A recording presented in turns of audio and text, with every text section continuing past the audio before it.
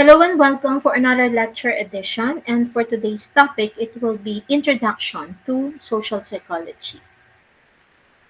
So, the course description of this particular subject, as per CMO number 34, series of 2017, is that the subject is basically the scientific study of human social behavior, how and why we think, feel, behave, and relate to one another in social situations the way we do. So the major theories, concepts, and empirical findings in social psychology are dealt with. Social behavior and social phenomena are examined from the social psychological perspectives. So this lecture will be guided by the following questions. So what is social psychology? What are social psychology's big ideas? And how do human values influence social psychology? So think about what part of your life most affect your health and happiness. Did you think of your interpersonal relationships? Without the people you care about and connect with, how would your life be without your family, your friends, your roommates, your romantic partners, your professor, your coworkers, and sports teammates, and so on and so forth? In actuality, humans are very social creatures, even if we aren't always conscious of all the way we are impacted by other people. Every one of us is connected to and influenced by others. Social psychology's main premise is that other people play a role in both the positive and the negative aspects of our life. People from all backgrounds and spheres of life believe that relationships give our life purpose and enjoyment. At the same time, we are aware that our greatest suffering might come from other people when they disagree with us, reject us, or cause us harm. Being socially connected both as an individual and as a member of social group is a key factor in predicting both the overall happiness and health. Therefore, it is acceptable to state that social interaction is an important part of our existence. It aids in defining who we are and the nature of our existence in the most fundamental sense. So, to answer the first question, what is social psychology? We start by providing a formal definition of social psychology, including what it is and what its goal. In social psychology, researchers look at how being around other people, whether they are physically there or just in our minds, affect how people feel and behave. In a given circumstances, how people define themselves and others might affect how we act. And as a result, we define social psychology as the branch of science that look into the nature and reasons behind people's action, emotions, and thoughts in social contexts. Another way to state this is to say that social psychology studies the way in which social situation in which we find ourselves, other people, or other views about them influence our thoughts, feelings, and behaviors. This area of psychology explores how our interpersonal relations are shaped by our subjective mental states, such as emotions, ideas, belief, goals, and objectives. And the basic goal of social psychology is to understand how people think and behave when they are around other people. Social difficulties like prejudice, implicit bias, bullying, criminal behavior, and substance misuse are studied by social psychologists, along with interpersonal and group dynamics. They study social interaction and the variables that affect them, including leadership, group dynamics, attitudes, and public views. We can better understand how group dynamics shape our decisions and behaviors, thanks to the work of social psychologists, who also offer insight into how our social perceptions impact how we interact with others. So, what is the link between social psychology and sociology? So, social psychology lies at psychology's boundary with sociology. Compared with sociology, which is the study of people in group and societies, social psychology focuses more on individuals and perform more experiments. Compared with personality psychology, social psychology focuses less on differences among individuals and more on how people in general view and affect one another. This is a relatively new field of study. Social psychology is still in its infancy. More than a century has passed since the earliest report of social psychology experiments, and it wasn't until around 1900 that the first textbook on the subject appeared. So the field of social psychology did not take its modern shape until 1930s. However, it didn't become the thriving industry it is now until after World War II. And it wasn't until 1970s and later that social psychology in Asia began to experience rapid expansion. Initially in India, then Hong Kong, Japan, and most recently China and Taiwan. Again, social psychology studies our thinking, influences, and relationships. Questions such as, does how we act in social circumstances more or less depend on how we interpret those situations? In this particular question, remember that our construals matter and that social beliefs can be self fulfilling. In social psychology, construal is so important because people's behavior is affected by their interpretation of events, not only the events themselves. Another question would be, could individuals act violently if told to? One of the most well-known experiments on of agents in psychology was conducted by Yale University psychologist Stanley Milgram. He conducted an experiment that looked at the contradiction between following orders and one's morality.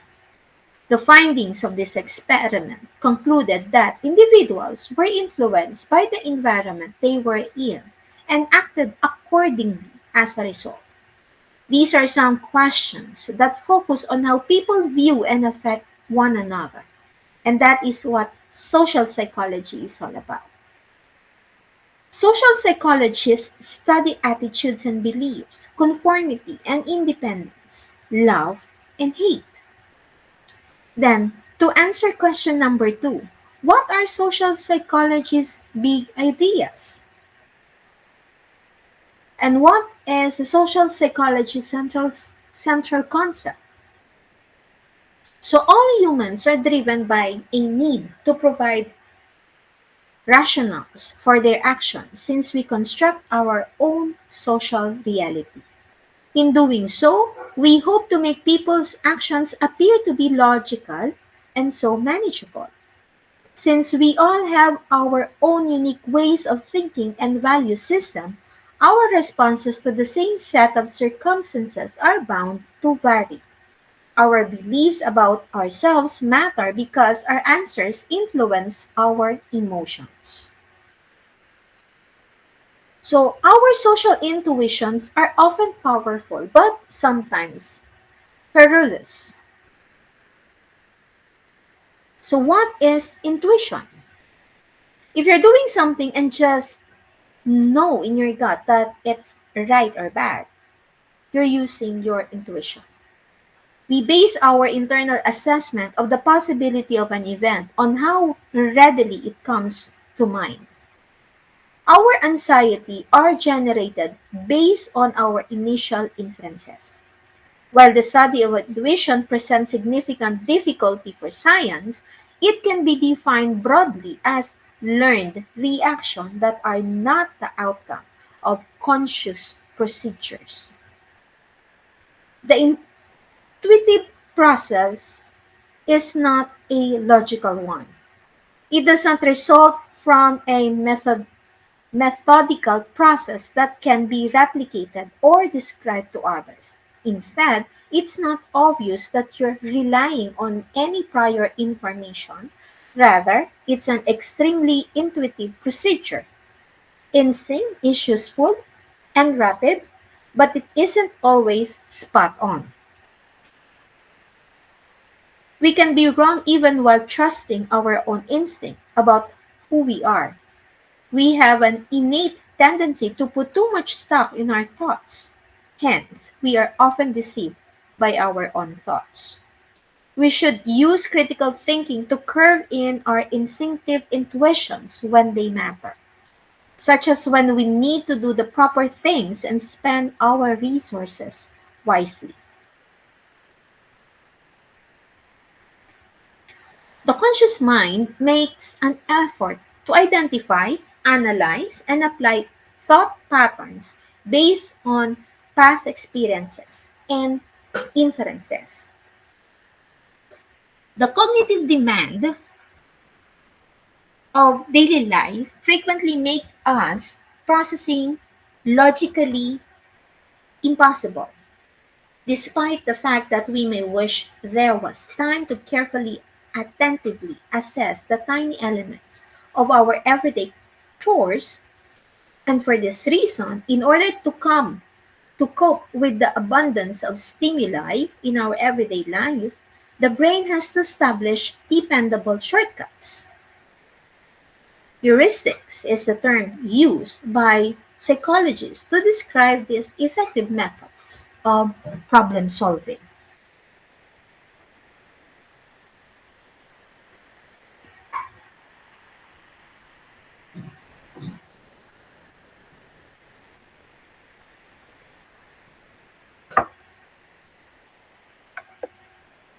So, what are some factors that shape our social behavior?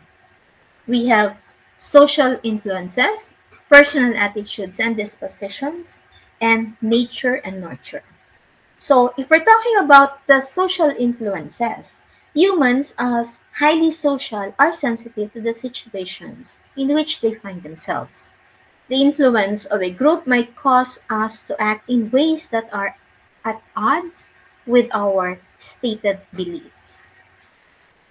One's inclination to agree to the norm, adhere to social rules, and respect authoritative figures are all examples of how one's ideas, feelings, and actions are influenced by their social environment. Then we looked at personal attitudes and dispositions. It is not just about external pressures. The way we feel on the inside determines how we act on the outside. The way we act is reflected in the way we think, so we tend to have firm convictions about the causes we've dedicated our lives to or endured hardship for. Then nature and nurture, or should we say biology and experience, which both shapes us. We learned in our first psychology class that our personalities are the product of both our biological makeup and our life experiences. The biological wisdom underlies much of our social behaviors. According to evolutionary psychologists, we're hardwired to repeat the behaviors that ensured the success of our ancestors. We are genetic carriers of the characteristics that help our ancestors live long enough to pass on their DNA. Our actions, too, attempt to send our DNA into the future. And to this end, evolutionary psychologists wonder how our preferences in love and mating, hate and injury, and generosity might have been shaped by natural selection. So the ability to learn and adjust to new circumstances are also among nature's many gifts to humans. If every mental processes, every thought, feelings, and action is also a biological process, then the neurobiology of social conduct can also be studied. Therefore, we can say that both biological and social variables need to be taken into account if we are to make sense of social behavior. We are biopsychosocial organisms. We reflect the interplay of our biological, psychological, and social influences. Therefore, should we wanted to conduct a study on human behavior, we need to analyze it from these different levels. Now, to answer question number 3, how do human values influence social psychology? Okay, so there are two general ways that values enter psychology: the obvious and the subtle. Values influence research topic not only across time but also across cultures. And that values also influence the type of people who are attracted to various disciplines. So it is subtle because values lie hidden within our cultural definition of mental health, our psychological advice for living, our concept, and our psychological labels. These implicit values are not necessarily bad, but scientific interpretation is a human activity. So it is therefore inevitable that prior beliefs and values will influence what social psychologists think and write. Therefore, should we dismiss science because it has its subjective side? So the realization that human thinking always involves interpretation is precisely why we need researchers with varying biases to undertake scientific analysis, and why we need scientific analysis rather than limited personal observation in the first place. By constantly checking our beliefs against the fact, we restrain our biases. Systematic observation and experimentation help us clean the lens through which we see reality. So, there are numerous social psychological phenomena, and people are continually influencing, thinking about, and interacting with one another. Philosophers, authors, poets have studied and commented on social behavior for ages. The two opposing arguments of social psychology are that, first, it is harmful because its results could be used to control others. Second, it is insignificant since it only documents the obvious. So, question: if a social psychologist reports that separations intensify romantic attraction, well, then everybody would say that absence makes the heart grow fonder. However, not all studies yield the same results, and they could argue that separation weakens attraction. And as the saying goes, out of sight, out of mind. Okay, so we have this so-called hindsight bias, which is also called I knew it all along phenomenon. It has become one of psychology's best established phenomena. Hindsight bias is a tendency for people to perceive events as more predictable than they actually are. While we might be able to predict the conclusion of an event before it happened, there's usually no way to genuinely know what will happen. Hindsight bias is a result of errors in recalling the past and errors in determining how foreseeably the future will unfold. As the Danish philosopher theologian Soren Kierkegaard put it, life is lived forward but understood backward. The point is not that common sense is predictably wrong. Rather, common sense usually is right after the fact. We therefore easily deceive ourselves into thinking that We know and knew more than we do and did. And that is precisely why we need science to help us sift reality from illusion and genuinely predictions from easy hindsight. Okay? So, that's the end of the presentation for this topic. Okay? These are my references. So, always remember, knowledge is power. Don't forget to share, like, follow, and subscribe. Thank you. God bless us all and see you in our next lecture.